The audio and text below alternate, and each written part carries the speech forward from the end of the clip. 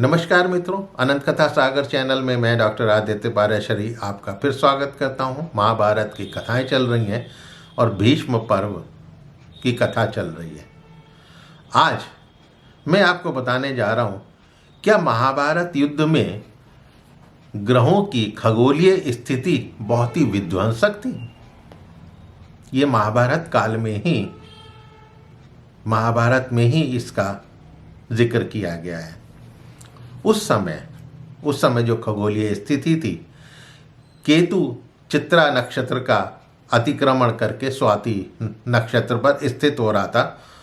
राहु और केतु हमेशा एक दूसरे से 7वीं राशि पर होते हैं, किंतु उस समय वो दोनों एक राशि पर आ गए थे। सूर्य तुला पर थे, सूर्य तुला में नीच के गए जाते हैं और उनके निकट जो है राहु पहले से ही थे, केतु भी वहाँ पर पहुँच गए थे, सूर्य के साथ राहु और केतु भी पहुँच गए थे। तो एक महान दुर्योग बन गया था, बहुत ही खराब समय बन गया था। उधर धूमकेतु उस समय आया हुआ था जो पुष्य नक्षत्र पर स्थित होकर सेनाओं के लिए अमंगल कर रहा था। मंगल जो है वो वक्री स्थिति में होकर मगा नक्षत्र पर, बृहस्पति श्रावण नक्षत्र पर विराजमान था और सूर्य पुत्र शनि जो है पूर्वा फाल्गुनी नक्षत्र पर उसे पीड़ित कर रहा था। यहाँ तक कि चंद्रमा भी मगा नक्षत्र में था। तो सारे ही ग्रह जो हैं अपने नीच नक्षत्रों पर, पापी नक्षत्रों पर बैठकर उनको पीड़ित कर रहे थे। अब ये ज्योतिष की समझ रखने वाले जो कुछ लोग हैं वो इसको समझने की कोशिश कर सकते हैं।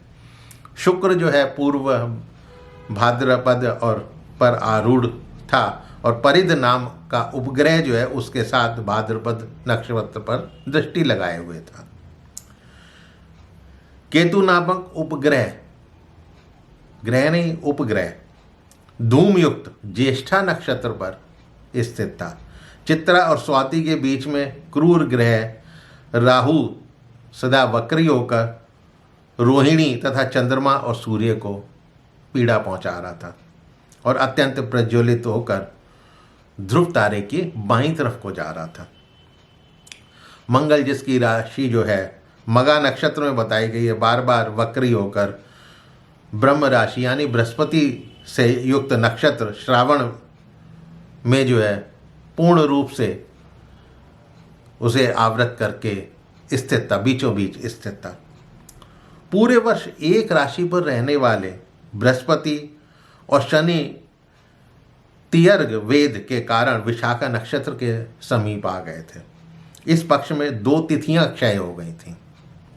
2 तिथियों के क्षय होने के कारण एक ही दिन त्रयोदशी तिथि को बिना पर्व के ही राहु ने सूर्य और चंद्रमा दोनों को ग्रस लिया, यानी दोनों ही ग्रहण अवस्था को प्राप्त हो गए। अश्वनी आदि नक्षत्रों के 3 भागों में बांट देने से, यानी 27 नक्षत्रों को 3 भाग में, प्रत्येक में 9 नक्षत्र बांट देने से जो अश्वपति, गजपति, जरा नरपति के छत्र कहलाते हैं, अब इन तीनों का ही शीर्ष स्थान में पाप ग्रहों से भेद हो रखा था। क्षत्रियों के विनाश का ये सूचक कहलाते हैं। ये योग महान भय पैदा करने वाला होता है और सर्वतो भद्र चक्र वेद के अनुसार राहु चित्रा और स्वाति के बीच में कृतिका को भी पीड़ित कर रहा था। तो उस पक्ष में 13वें दिन ही अमावस्या आ गई थी। जैसा कि मैंने आपको बताया कि 2 तिथियों का क्षय हुआ था और 13 दिन में ही सूर्य और चंद्र दोनों ही ग्रहण लग गए थे, जो पहले कभी नहीं हुआ। आकाश में 7 ग्रह अग्नि के समान प्रदीप्त थे, चमक रहे थे और युद्ध शुरू होने पर ही उल्कापात भी हो गया था और कंकड़ गिरने लगे थे। तो सारे के सारे जो ग्रह नक्षत्र जो हैं वो एक महाविनाश की सूचना दे रहे थे। इसका मतलब कि विधाता ने ये तय कर रखा था कि महाभारत एक विनाश लेकर आएगा, एक युग परिवर्तन लेकर आएगा।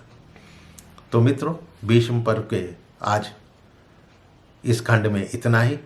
बाकी आगे क्या होता है वो अगले वीडियो में तो मेरे चैनल को सब्सक्राइब करना मत भूलिएगा और अपने इष्ट मित्रों से इसको शेयर अवश्य कीजिएगा। तो मिलता हूँ अगले एपिसोड में, तब तक के लिए नमस्कार।